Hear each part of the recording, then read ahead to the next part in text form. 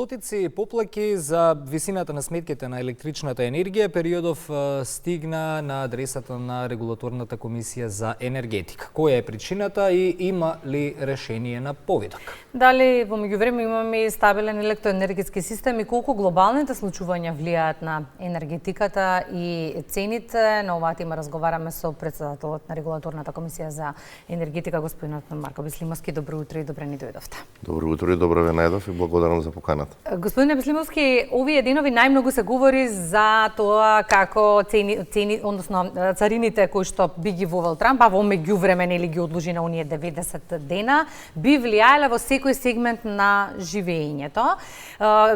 Прашањето тука се поставува колку царините би влијаеле на енергетиката и нашето секојдневно живење од овој аспект. Па видете, од моментот кога се најави дека ќе се воведат царините, она што го гледам и е јасно, тоа што минатата недела 3 пати ја намаливме цената на нафтените деривати.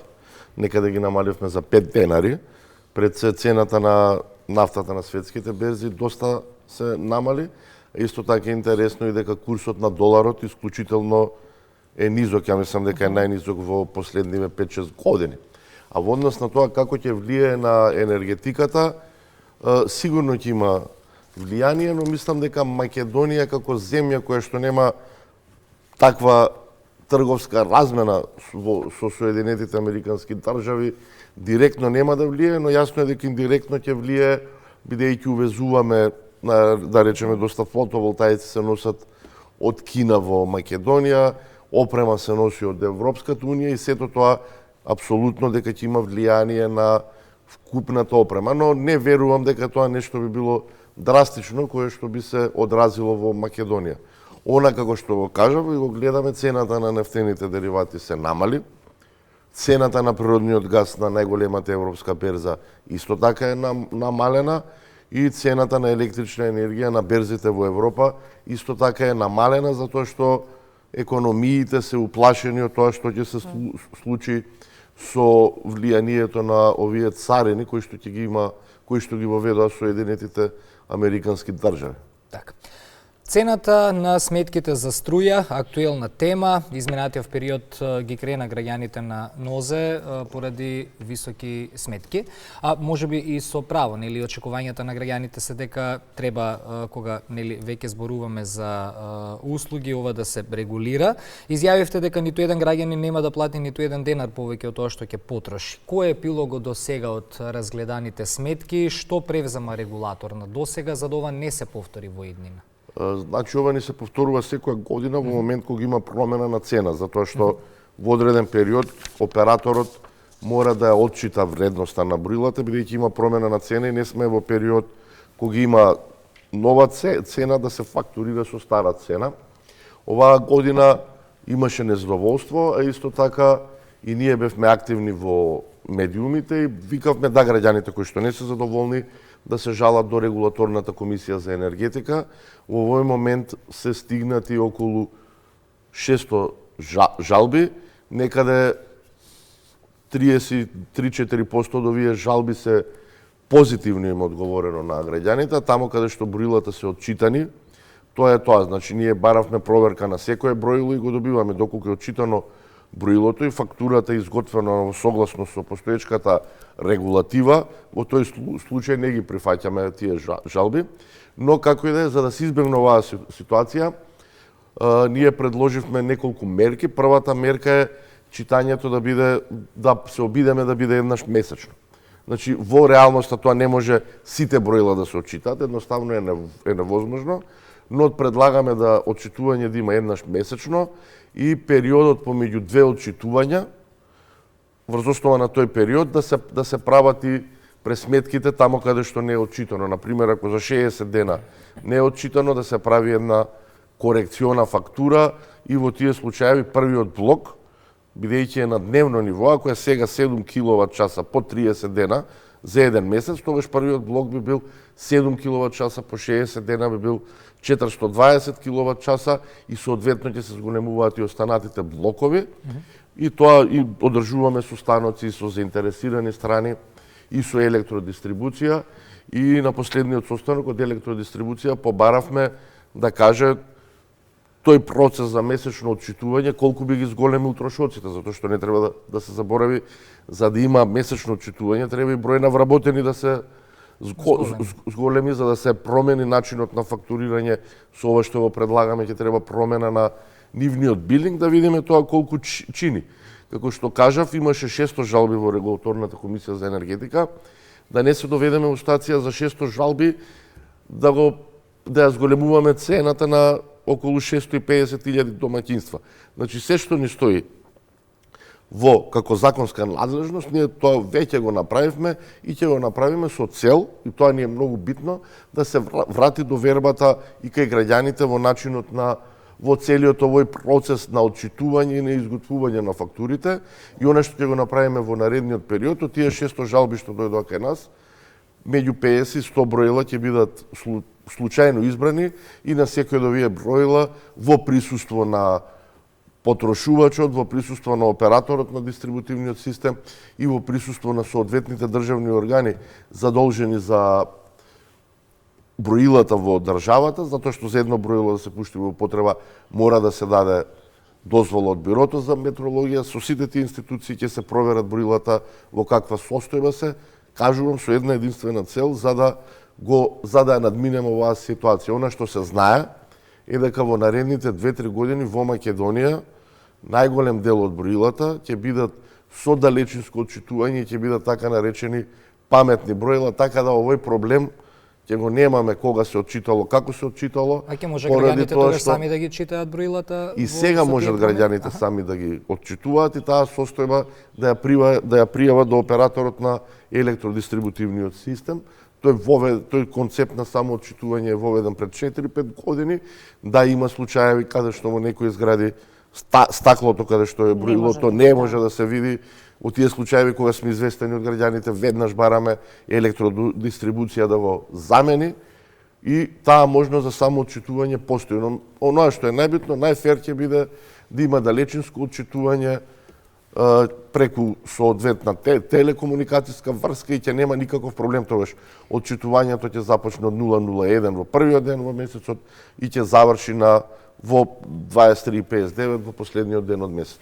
Малите потрошувачи и домаќинствата може да се улеснат со избор на снабдувач со електрична енергија благодарение на платформата Switch.mk. Колкава е искористеноста и какви се бенефитите од оваа платформа од аспект на заштеди, господине Веслимовски?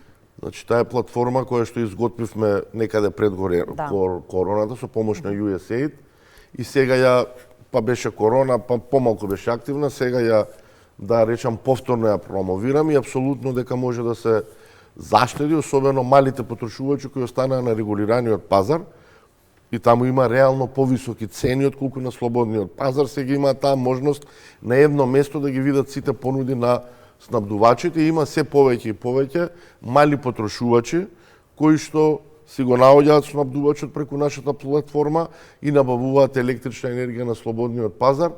И некаде да ви кажам по моја проценка, околу 30 до 40% од трошоците се ги намалуваат за електрична енергија. Исто веќе тоа се исплати кај домаќинства кои што имаат екстремно висока потрошувачка и длабоко се навлезени во четвртиот блок, исто апсолутно им се исплати да отидат на слободниот пазар на електрична енергија. Значи оваа алатка веќе наоѓа се поголема и поголема примена кај самите потрошувачи. Глобалните берзи на електрична енергија ги следиме сите, па следствено на тоа се поставува прашањето што говорат вашите анализи во однос на ценовната стабилност, но и вечно актуелната тема ефтина тарифа на струја. Значи, она што го гледам и правиме ние постојано анализи, е дека во текот на денот, некаде од кај 10-11 часот, па до кај 13, 14, 15, во зависност дали е зима, дали е пролет, дали е лето, значи некаде 4 до 5 часа, цената на електричната енергија е убедливо најефтина во тој дневен период, а во вечерните часови, почнувајќи од 19, 20 па до 24, е убедливо најскапија. Во зимските месеци е поскапа за 60-70%, во пролетните месеци за околу 200-300% и во летните дури за повеќе од 500%, значи 5 пати поскап.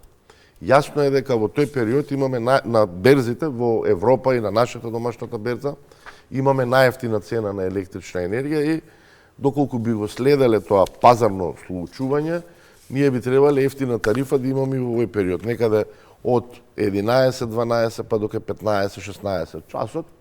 Тоа е тие дополнителни 2 часа. Но, за сметка на тоа треба да се укине ефтината тарифа што е од 22 до 24 часот. Затоа, кај нас во Македонија веќе кај луѓето се создадени навики, ефтината тарифа во најголем дел ја имале од 13 или 14 до 15 или 16 цел ден недела и започнувајќи од 22 часот навечер па до 7 наутро. Тоа се веќе воспоставени навики, воспоставени пракси, така да гледаме како врз основа на воспоставените навики кај луѓето, но и тоа што се случувањата на пазарот, како тоа да го изведеме во наредниот период, при тоа водејќи сметка на ниту еден начин да не му наштетиме на ЕСМ како најголема државна компанија за производство на електрична енергија. Сепак треба да знаеме дека ЕСМ е стожерот на македонската енергетика, државата преку ЕСМ обезбедува исклучително ниска цена за домаќинствата, таа е 62 евра за мегават час. Ако се знае дека во просек цената на европските берзи, на македонската берза и во 23 и во 24 речиси за 2 пати повисока, значи сите мерки кои што ќе ги превземеме ќе бидат во насока на овозможување на ЕСМ како стожерна македонска компанија да не претрпува загуби во целиот овој процес. Се барали чаре за комуналните, за водоводните предпријатија, за училиштата? Знаеме дека низ годиниве дел од нив се неплаќачи, има ли опција да плаќаат поевтина енергија од онаа на слободниот пазар? ЕСМ тоа што го обезбедува како компанија го става пред се на располагање на домаќинствата. Затоа велам ние не треба да дека може да кажеме и сите водоводни предпријатија бараат некоја ниска цена за домаќинства, основни училишта, сега гледаме градинките, но треба да се знае дека капацитетот на ЕСМ е толкав колку што е. И не треба да дозволуваме ЕСМ да оди постојано во загуби, затоа што понатака тоа се одразува во редовното работење и во чести испади на најголемите капацитети во државата, во Битола и во Осломеј. Постои начин да им се помогне, но при тоа треба да се знаат и овие компании. Јас сум апсолутно да им се помогне, но треба и тие да зголемат својата ефикасност во работењето, да ги оптимизираат своите трошоци во тековното работење. Инаку ние во изминатиот период сите овие компании, водоводни предпријатија, побараат цени од регулаторната комисија за енергетика и во однос на трошоците за електрична енергија, тие што ги имаат, ги признавме реалните трошоци. Колку им е трошок набавувајќи електрична енергија на слободниот пазар, тој им го признаваме во цената и понатака тој трошок тие го земаат во предвид и при формирањето на цената на водните услуги. Но кај овие водоводни предпријатија треба да се знае дека и се поголем број на снабдувачи не се заинтересирани да им понудат на тендерите, потоа што нередовно им плаќаат и им ја нарушуваат ликвидноста на самите снабдувачи. Би сакал на самиот крај од разговорот на што најмногу се жалат граѓаните. Задоволна ли е регулаторна комисија од услугите што ги нуди ева након граѓаните? Ако не платиме струја 3 месеци, доаѓаме дома, струјата ни е исклучена. Но од друга страна, на што се жалат граѓаните? По 10 на 15 минути чекаме контакт центар, имаме ненајавени исклучување на струја по неколку часа без претходна најава. Дали се работи на тоа? Дали се работи на поплаките од граѓаните? Што велат од таму на Значи, во најголем дел граѓаните, тие жалби што стигаат до регулаторната комисија за енергетика е во однос во најчесто е кога се одбиени за приклучување на нов изградба на нов објект, куќа или некој стопански објект кога се прави. Тамо имаме најголем дел на жалби.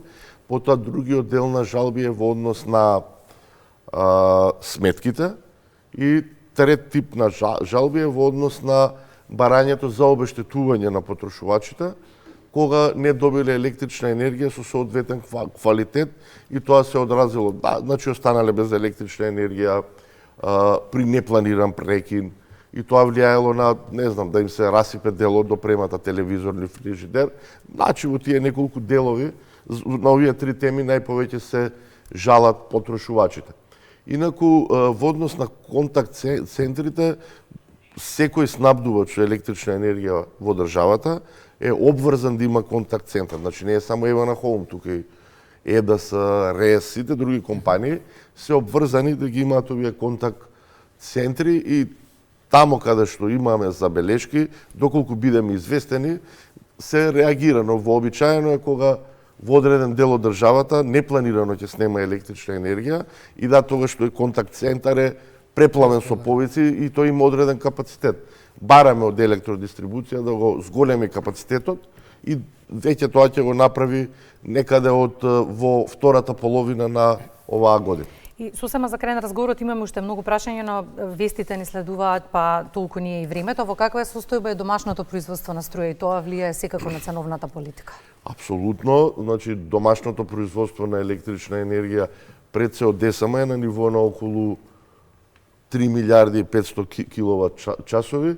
Она што радува во 2023 и сега во 2024 е нормно, некаде за по 3 пати на споредено со претходни години, ни се зголемува производството на електрична енергија од обновливи извори, а пред се од фотоволтаици. Така да оваа година исто така Македонија ќе има релативно низок увоз на електрична енергија. Во наредните 10 дена ќе ги знаеме конечните податоци, и ја верувам дека некаде за 2 до 3 години Македонија од земја увозник на електрична енергија ќе стане земја извозник на електрична енергија, пред се заради инвестиции во обновливи извори на енергија, но колку е добро што се инвестира во обновливи извори на енергија, треба да се инвестира и во така наречени централи за производство на базна енергија, која што е исклучително битна за водење на целиот систем.